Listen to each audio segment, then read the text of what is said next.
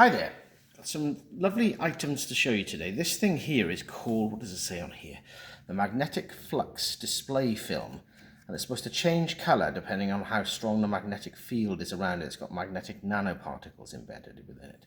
So this is what it looks like.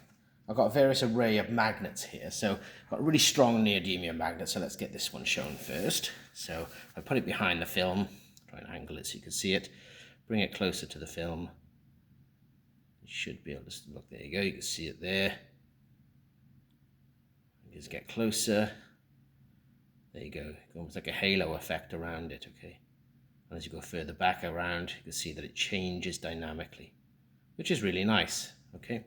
So that's the strong neodymium magnet, which I'm going to put out of the way for a moment. What about a bar magnet? So let's just take one of these bar magnets and put it behind the film.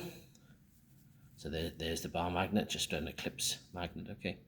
And as I put it close, you can see the poles already, look. And they're quite strong. Let me just bring it a bit closer. There you go. So that's quite nice, isn't it? See the poles strongly. And if we try and use both bar magnets, just get rid of the keepers for a second. Try and put them close together like that when they're opposite poles attaching. Put it close, there you go. You can see the pole on the far end. Can't really see much in the middle, and then you can see the other pole on the other end, okay. So that's quite interesting as well. I mean, it is showing in the middle a little bit there, okay, but not as strongly as it is on the ends. What about if I try and bring them fairly close together, that they don't want to be together? Actually not that strong a repulsion between these. So let's put that there, try and do it. Oh, there you go. There you go, you can see the two poles there. Hopefully, and just angle it so you can see it. So there's lots of things you can do with bar magnets. Now here I've got some Magnedio magnets. I've done all of these with shorts as well, but I thought I'd do a longer video. So this is the kind of setup, yoke setup that you might have for the F equals Bill experiment. You put that over on top. Look at that, that's quite interesting, isn't it? The way that it shows the field there.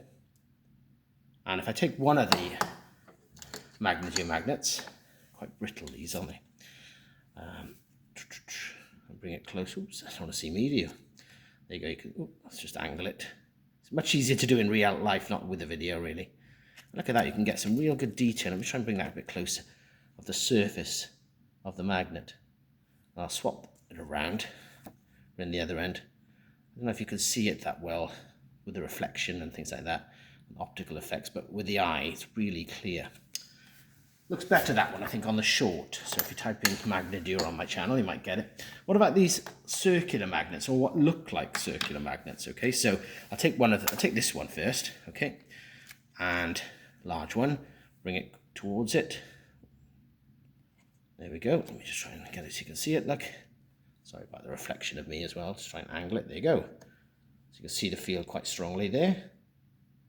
You can see the color changing as well with the flux density.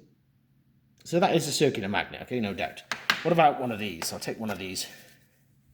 Looks circular, okay, behaves similarly in this situation as the previous one, but as you bring it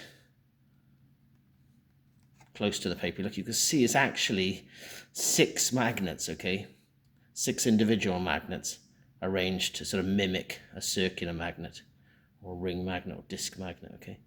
That can be revealed quite nicely. That's quite a nice thing you could do with students.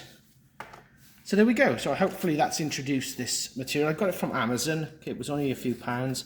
Magnetic flux density display film. So if I'll bring that a bit closer.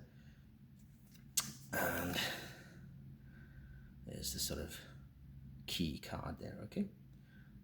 Yeah, units Gauss, which we don't really use in the UK schools, but there we go. Hope you enjoyed that.